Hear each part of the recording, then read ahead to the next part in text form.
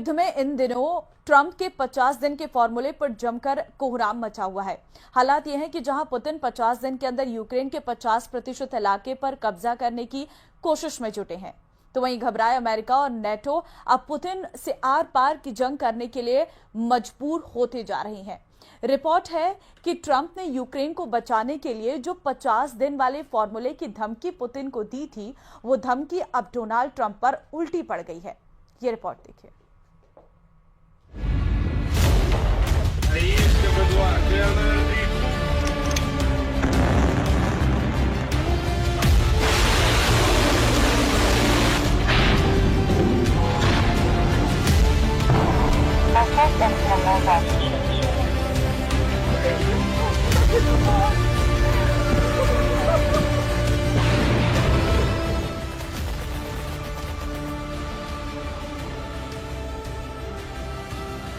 पचास दिन में 50% कब्जा।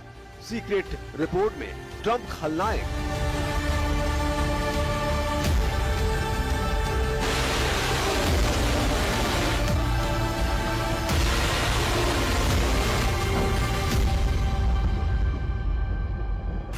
$1250 दिन की जंग में रूस को भले ही पूर्ण जीत ना मिली हो, लेकिन राष्ट्रपति ट्रंप ने पुतिन को अगले 50 दिन का ऐसा मौका दे दिया है जो रूस के लिए एक बड़ा जैकपॉट साबित हो रहा है। पश्चिमी मीडिया में कुछ खुफिया रिपोर्ट के हवाले से दावा किया गया है कि 14 जुलाई 2025 को जब ट्रंप ने पुतिन को युद्ध रोकने के लिए 50 दिन का अल्टीमेटम दिया था, उसके बाद से अब तक पुतिन पूर्वी यूक्रेन के कम से कम 3 बड़े इलाकों पर कब्जा कर चुके हैं।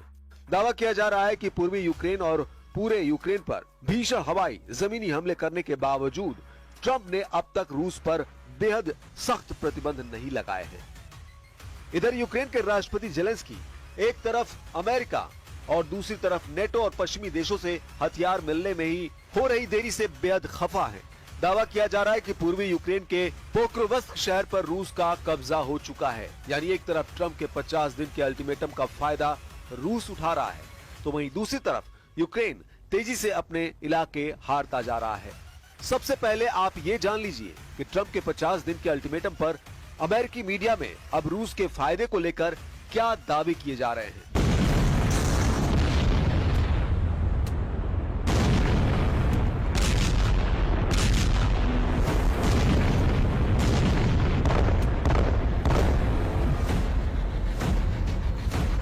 जुलाई से अब तक रूस ने यूक्रेन पर 10 गुना ज्यादा हमले किए हैं। ऐसा अनुमान है कि 9 जुलाई से अब तक रूस ने यूक्रेन पर 2500 से ज्यादा हवाई हमले किए हैं, जिसमें एक दिन में यूक्रेन के शहरों और इलाकों पर 400 से लेकर 500 ड्रोन से अटैक किया गया है। जबकि रूस ने बैलिस्टिक मिसाइलों से भी यूक्रेन में भारी तबाही मचाई है। वहीं ट्रंप को लग रहा था कि उनके अल्टीमेटम देने से पुतिन घबरा जाएंगे और युद्ध रूस हार जाएगा। जरा देखिए कैसे ट्रंप के 50 दिन के फॉर्मूले की धज्जियां पुतिन उड़ा रहे हैं। राष्ट्रपति डोनाल्ड ट्रंप ने 14 जुलाई 2025 को कहा था कि अगर पुतिन 50 दिनों के भीतर या 2 सितंबर तक युद्ध समाप्त करने से इनकार करते हैं तो रूस को कठोर प्रतिबंधों का सामना करना पड़ेगा। पुतिन को ट्रंप की इस धमकी के बाद से रूस ने यूक्रेन पर अपने मिसाइल और ड्रोन हमलों में जबरदस्त इजाफा कर दिया, जिसकी वजह से पूर्वी यूक्रेन में भारी तबाही हुई, जिसमें सैकड़ों यूक्रेनी नागरिक और हजारों की संख्या में यूक्रेनी सैनिक अब तक मारे जा चुके हैं। इस दौरान ट्रंप के 50 दिनों के अल्टीमेटम को बकवास या कहें बोगस बताकर दावा किया जा रहा है कि ट्रंप ने पुतिन को 50 दिन यूक्रेन पर कब्जा करने के लिए एक तरह से दे दिए हैं। अब राष्ट्रपति डोनाल्ड ट्रंप ने व्लादिमीर पुतिन को दी गई 50 दिनों की युद्ध विराम की समय सीमा को कम करने की बात कही है, ताकि पुतिन के तूफानी हमलों को रोका जा सके। ट्रंप रूस पर दूसरे राउंड के कठोर प्रतिबंध लगाने की तैयारी में जुट गए हैं।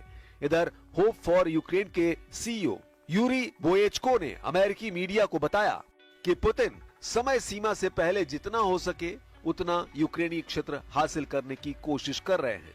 हम आपको बता दें, ट्रंप और नेटो महासचिव मार्क रूट के साथ व्हाइट हाउस में हुई बैठक के दौरान ट्रंप ने मॉस्को के प्रति अपनी नाखुशी व्यक्त की और चेतावनी दी कि अगर 50 दिनों में कोई समझौता नहीं हुआ तो रूस के साथ व्यापार करने वाले देशों पर 100% टैरिफ लगाया जाएगा।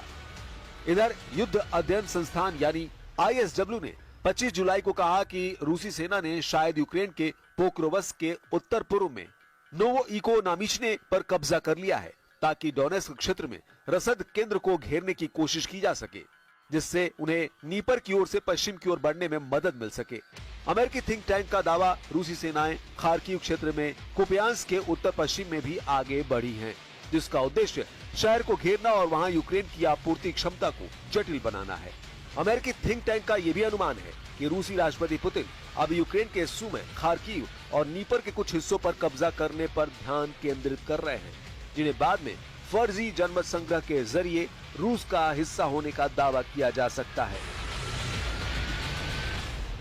Була доповідь по оперативній ситуації, доповідав головком Олександр Сирський. Всі оперативні напрямки, Покровськ, передусім, найбільше уваги, Сумщина, продовжуємо діяти в прикордоні. Я хочу подякувати також всім нашим підрозділам, які діють на російській території. रूस पिछले 10 दिनों से यूक्रेन पर बहुत तेज रफ्तार से हमले कर रहा है। दावों के मुताबिक रूस इस वक्त ईरान निर्मित शाहिद 136 ड्रोन, इस्कंदर एम मिसाइलों, सुखोई सीरीज के लड़ाकू विमानों, TU सीरीज के बमवर्षकों से बेहद सटीक हमले यूक्रेन पर कर रहा है। यूक्रेन का दावा है कि रूस ने नए इलाकों को इसलिए निशाना बनाना शुरू कर दिया है ताकि यूक्रेन की अग्रिम सुरक्षा पंक्ति को तोड़ा और भटकाया जा सके। कुछ खबरों में दावा किया गया है कि पुतिन के आदेश पर रूसी सेना की छोटी छोटी टीमों को यूक्रेन पर हमला करने के लिए भेजा गया है। 4 और 2 पहियों वाली बाइकों से रूसी सेना यूक्रेन के नए इलाकों में तेजी से हमले कर रही है, जिसकी वजह से यूक्रेन के सामने समस्या ये हो गई है कि रूसी सैनिकों की छोटी हमलावर टीमों को मारने में बहुत ज्यादा हथियार और सैनिकों की जरूरत पड़ रही है। रूस की इसी खूनी रणनीति को देखते हुए अमेरिका और फ्रांस भी रूस से सीधी जंग की तैयारी में जुट चुके हैं और इसीलिए अमेरिका ने ऐलान कर दिया है कि हमने यूक्रेन को हथियार सप्लाई शुरू कर दी है, जिसे रोका गया था। जरा अमेरिका से आई इस खबर को देखिए। अमेरिकी अधिकारियों ने रॉयटर्स और एसोसिएटेड प्रेस को बताया कि अमेरिका ने यूक्रेन को तोपखाने के गोले और मोबाइल रॉकेट आर्टिलरी मिसाइलों की आपूर्ति फिर से शुरू कर दी है। डोनाल्ड ट्रंप ने दावा किया उन्हें नहीं पता कि पिछले हफ्ते शिपमेंट को रोकने का आदेश किसने दिया था। अधिकारियों के नाम न छापने की शर्त पर बताया कि 155 mm आर्टिलरी गोले और GMLRS यानी मोबाइल रॉकेट आर्टिलरी मिसाइलें उपलब्ध कराई जा रही हैं।